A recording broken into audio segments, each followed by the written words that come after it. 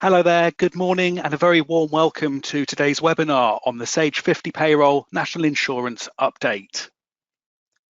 My name's Duncan, I'm your host and presenter for the webinar today, and I am joined by my colleagues Matt and Tina, who are standing by in the background, ready to answer any of your questions. Let's now take a look at what we're going to cover in the webinar. So we're going to start with some installation top tips, so tips and tricks to ensure a smooth installation of your national insurance update, which was released yesterday, so it is now available. We're then going to talk about the national insurance changes, specifically the reversal of the NI increase. So we'll let you know what's changing and where you can find the updated legislation in your software. And finally, we'll give you a demo on removing the payslip comment that HMRC had asked you to add to the payslips at the start of this tax year in relation to the health and social care levy, which of course has now been cancelled. So some top tips on removing those comments and a quick demo on that as well. Just to finish off, we do have a quick quiz to check your knowledge. All of the answers are anonymous, so do feel free to join in if you want to.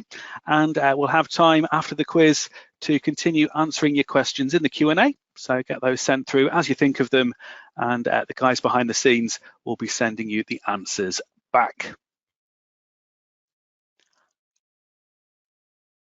So let's kick off with install top tips. And the first thing to let you know is that the update is now available. So there are two ways you can get your update.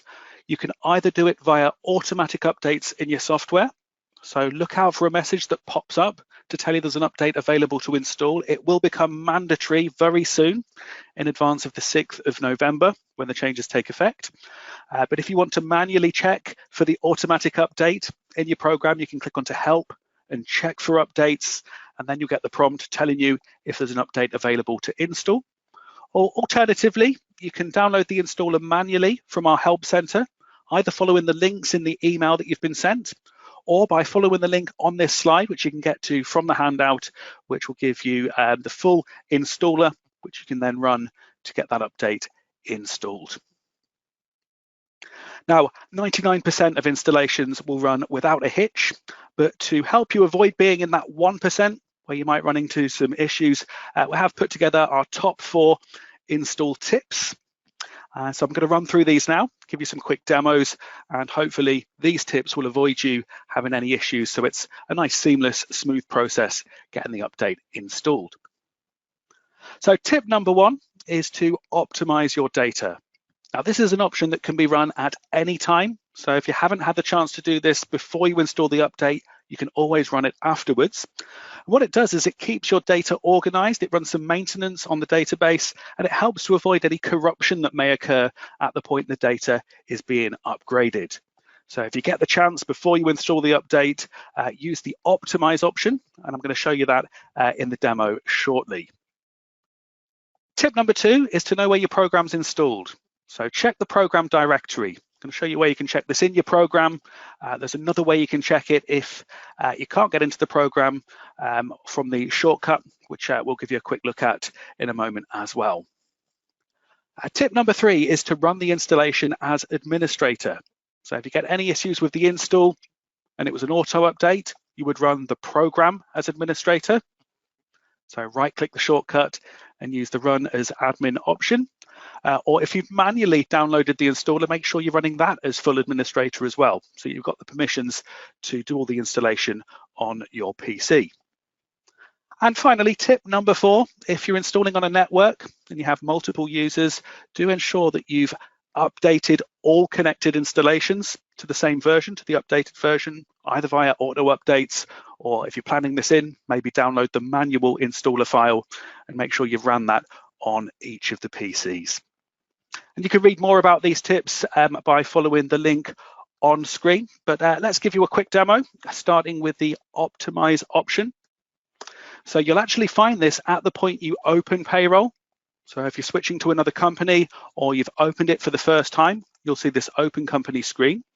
And to optimize the data, it is as simple as selecting it from this list and then clicking the optimize button. So you'll then see this message on screen while Payroll optimizes the data.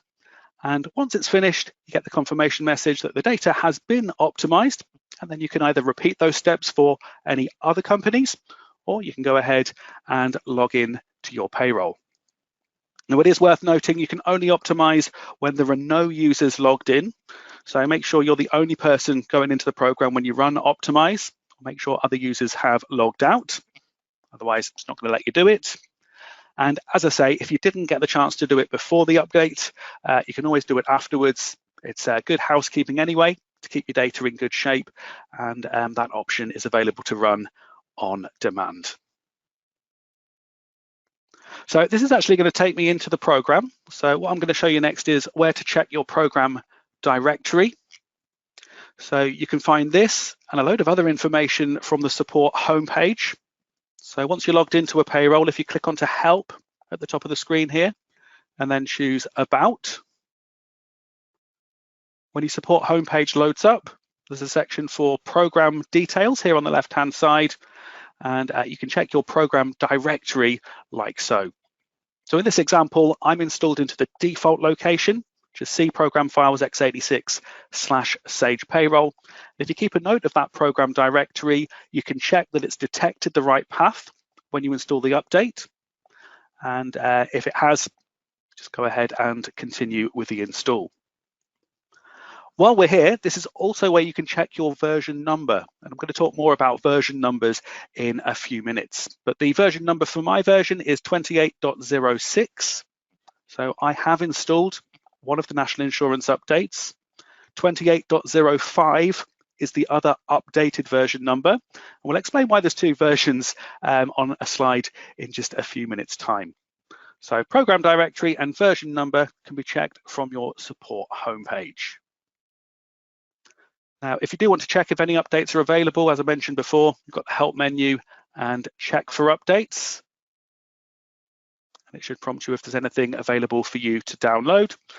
Or you've got the links from our help center, which is available in the slides. So other tips, if you need to run as administrator, you can right-click your program shortcut, and this is where you find the option to run as administrator.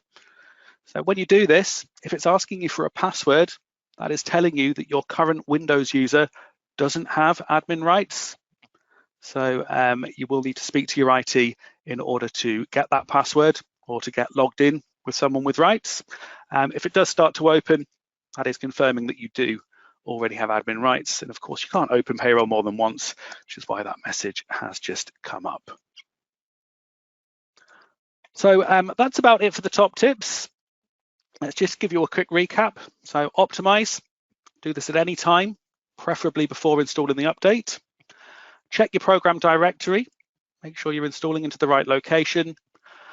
Run as administrator when you're installing, either from the manual download file, or if you're doing it via auto updates and you've had any issues, just run your program as administrator and try again. And network versions, make sure you've got all your connected installations updated onto the same version number. So speaking of version numbers, you saw in my demo that my updated version was 28.06. However, for many of you here, if you are currently using version 28.02, the auto update that you'll be prompted to install will actually change your version number to 28.05. So that is the best version if you're currently using 28.02, and it contains all of the national insurance changes. Now, we also have another version number currently out there, version 28.04, which included some changes to our NHS pensions module. Now, if you're on version 28.04 currently, your auto update will move you on to version 28.06. So it'll still contain the updated NHS pension settings, as well as the changes to the national insurance. So as long as you are on version 28.05 or 28.06, your NI legislation is updated and you're good to go for any pay date 6th of November or later. Now, incidentally, you can go from version 28.02 directly to 28.06 if you wish to, but that would be done via a manual download. So you can follow the links in our help center if you did want to go straight to 28.06. But for most of you, you'll be following the auto update and you will end up on one of those two version numbers. So that's enough on installing the update. Let's now take a look at the national insurance changes. And there's actually been a few changes to national insurance this tax year, as I'm sure you're all well aware. And I thought it would be useful just to recap what's happened since the start of April. So with effect from the 6th of April 2022, national insurance rates increased by 1.25% due to the introduction of the Health and Social Care Levy. And then shortly after that, there was a spring statement where it was announced that the primary threshold for national insurance was to increase to the equivalent of £12,570 per year. So there was a software update at the time, which increased that primary threshold. And that change actually remains in place. That one hasn't been reversed. So the primary threshold where employees start to pay national insurance is going to stay at that increased level. However, with effect from the 6th of November, the national insurance rate increase has been reversed as the Health and Social Care Levy was cancelled. So that's the reason why you need to install the software update. And we're going to take a look at where to find the legislation settings. And I will explain a little bit more about how this impacts directors, as it is slightly more complicated for directors compared to non-directors. So a couple of screenshots for you first. These are the legislation settings that you will find in the updated version of Sage Payroll, version 2805 or 2806. And you'll see that there's a new effective from date within the legislation settings for any pay date or process date from the 6th of November 2022. And once your process date is set to the 6th of November or later, you'll see that the rates actually revert back to last year's NI rates, which for category A are 12% for the employee, and above the upper earnings limit goes down to 2%. And for the employer, it reverts back to the 13.8% on earnings above the secondary threshold. And that's compared to the current rates for the next 5 days, which were increased by 1.25%. That's a 13.25 for employee, 15.05 for employer. So a quick look at where you'll find that legislation in the updated software. So you would go to the company tasks here on the left-hand side, and then you would go into legislation. From your legislation settings, click onto NI, National Insurance. And because my process date is currently the 1st of November, it's showing me the current NI bandwidths and rates. So these are the increased, the uplifted rates. But as soon as the process date moves to the 6th of November or later, this legislation kicks in. So you can see here that the rates have returned to the lower levels. Now, there were some questions in previous sessions around the national insurance rate for Class 1A national insurance, which is payable on benefits in kind that have been provided during the current tax year.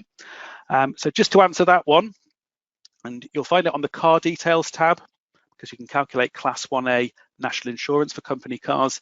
It actually uses an annualized percentage based on 7 months at the increased rates and 5 months at the reduced rates. So it ends up as being 14.53% for those of you that need to do a P11D after the end of the tax year.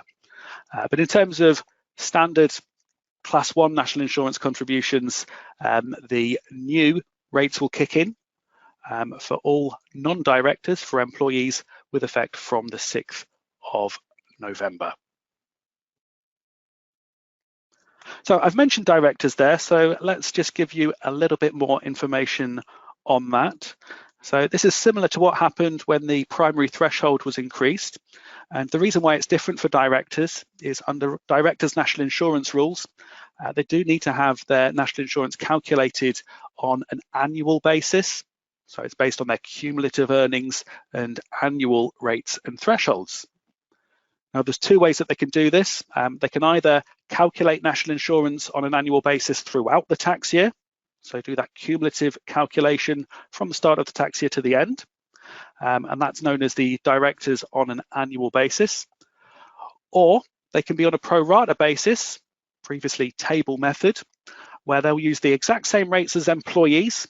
So they change as the process date changes, but then their total national insurance is recalculated in the final period of the tax year using those adjusted annualized rates and the adjusted primary threshold. So let's have a quick look at the directors' legislation. So we'll have a look at the legislation effective from the 6th of November for directors. And you can see that these rates for employee and employer, this is for category A, is an annualized rate based at 7 months at the higher rate and the remaining 5 months of the tax year at that reduced rate. So it works out at 12.73% for employees, reducing to 2.73% above the upper earnings limit, and 14.53% is the employer's rate. So this will impact directors on the annual basis as soon as you've installed the update. So it'll be recalculated in the next pay run that you run for them. But for directors on the pro rata basis, it'll follow the same rules as employees. So after the 6th of April, or from the 6th of April, it'll use the reduced rates and then it'll recalculate at the end of the tax year. And if you're not sure what director status you've set up for your directors, just have a look in their employee record and go on to the employment tab. And from here, it'll confirm whether they are annual basis or pro rata basis, formerly table method. So that's Directors NIC, a bit more information available on the link on that screen. And there's just a screenshot of those legislation settings for directors, illustrating the adjusted rates and also the director's primary threshold. So that's also been adjusted due to that increase in primary threshold that took effect from July. So last thing I'm going to take you through in the demo is removing payslip messages. So there was an ask from HMRC at the start of the tax year for all employers to add a message to the payslips to explain that the uplift in NICs was to fund NHS health and social care. But with, of course, the reversal of that policy taking effect, it is now time to remove those payslip comments. So there's a quick way and a not so quick way you can do this. So the quick way is to use global changes. So you can either clear the payslip comments altogether, or you could set an alternative payslip comment if you wanted to. It's completely up to you. Or you can edit the payslip comment in each individual employee record. And that way you could, in theory, set up the bespoke messages for each employee. So let's just now take a look at the payslip comments in the demo. So first of all, if you were going to do it individually, you can go into the employee records and onto the analysis tab. So under electronic documents is where you find the current payslip comment.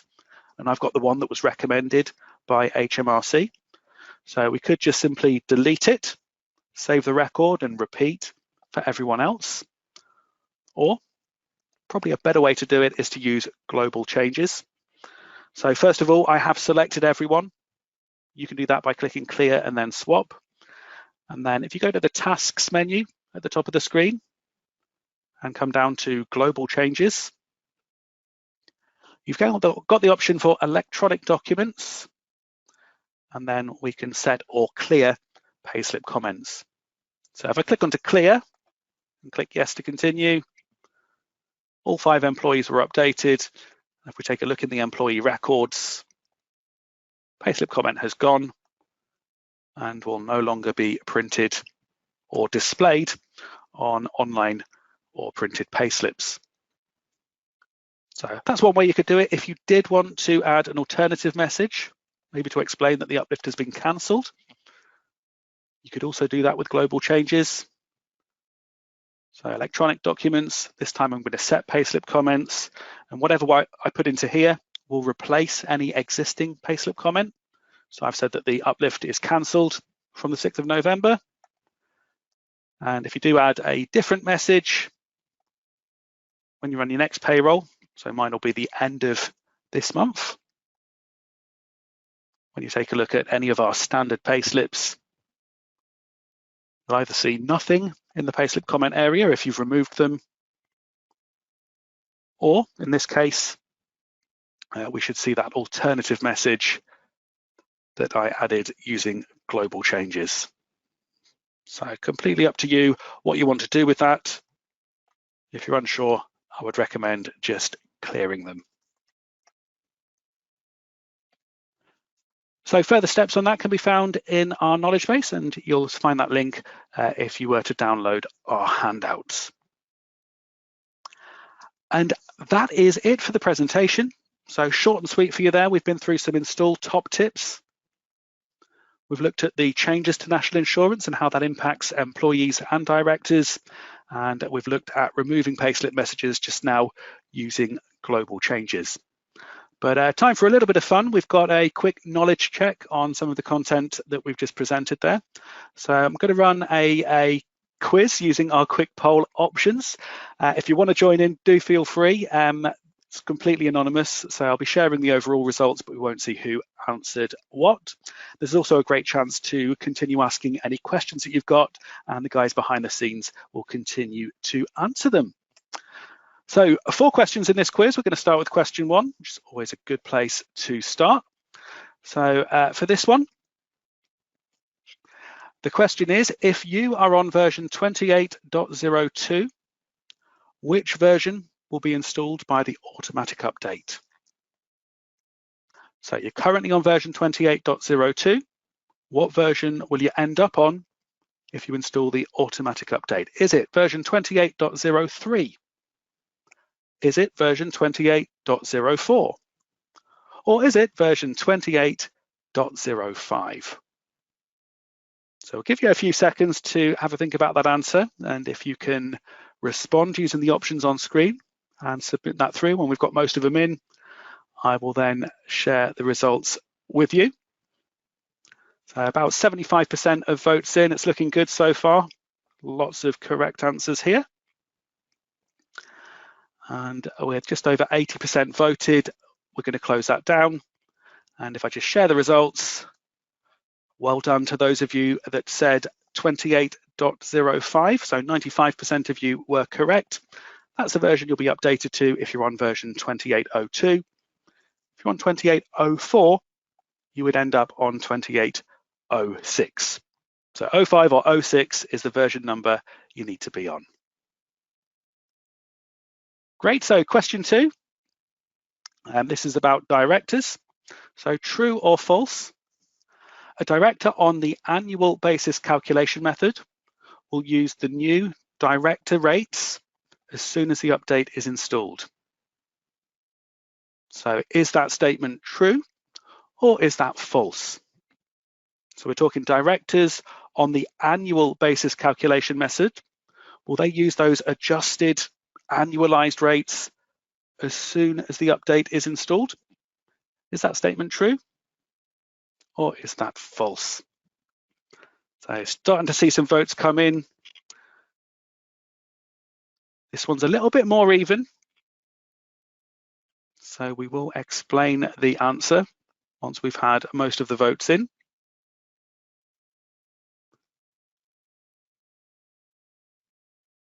So that's just over 70% voted. Last few seconds. I think we'll close that now. So here's the results of that one. So 2/3 of you, 67%, said true, and 2/3 of you were correct. If you've got a director on the annual basis, as soon as you install the update, their national insurance will be calculated using those adjusted rates. That's the 12.73% for employee, 14.53% for employer. Slightly different for directors on the pro rata basis, but I'm not going to preempt the next question as we are going to move now on to question 3. So another director question for you. What will happen for a director using the pro rata method when processing your final period of the tax year? So is it nothing? Nothing will happen differently. Is it that they will have their national insurance recalculated using the director rates and director annual threshold? Or is it they'll have the national insurance recalculated using the employee annual threshold? So starting to get the responses in now. And I think with just over 65% of the votes in, give you your last few seconds on that one. Great, so let's see the results. So 66% of you got that one right. So there'll be a recalculation at the end of the tax year using the director's annualized rates and director thresholds. Prior to that, they'll be treated exactly the same way as an employee. So with the process date 6th of November or later, national insurance will go down to the previous rates. And then you get this recalculation at the end of the tax year. Okay, last one for you, and I'll remember to launch this one. Okay, after updating, do I need to process anything differently due to these new rates? So after you've installed the update, you're on version 28.05 or 28.06. Is there anything else you need to do differently due to the new rates? Is the answer to that one no, or is the answer yes?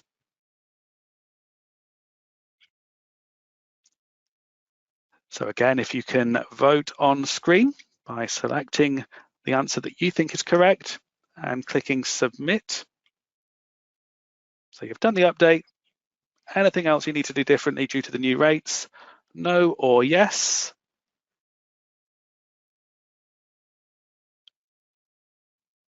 So again, 70% of the votes are in. Last few seconds, let's close that down. Share the results. So nearly 90% of you were correct. There's nothing else you need to do differently. All you need to worry about is installing the update, and the calculations will take care of themselves based on the processing date or the director status. So that's your quiz. Well done for those of you who got 4 out of 4. Got a few minutes left, so I'm just going to run you through some further support, and then we will stick around just to make sure we've picked up any of your final questions.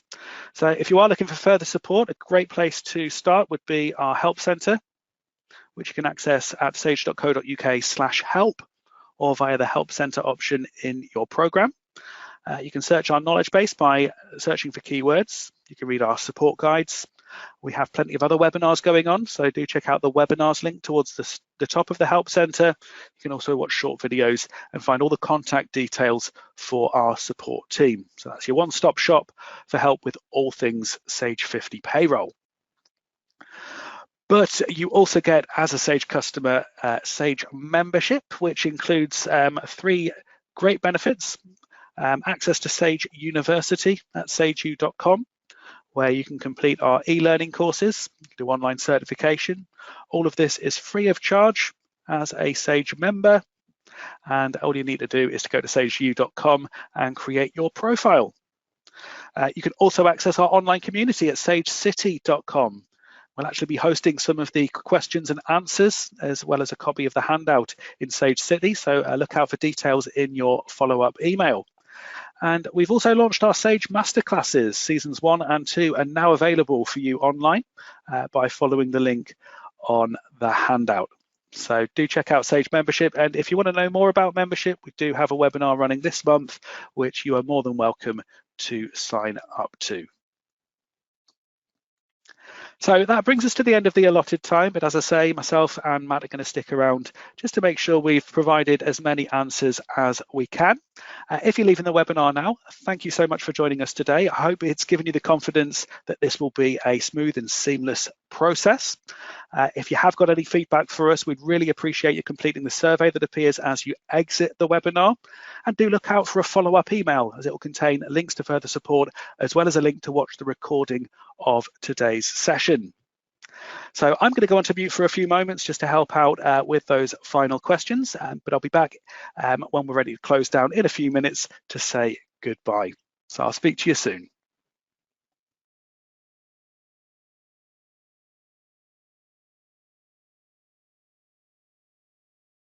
Okay, so it looks like the questions have all been answered. So big thank you to Matt, who's been out there working tirelessly to get those answers to you. And we are just about out of time. So thanks once again, everyone, for joining us this morning.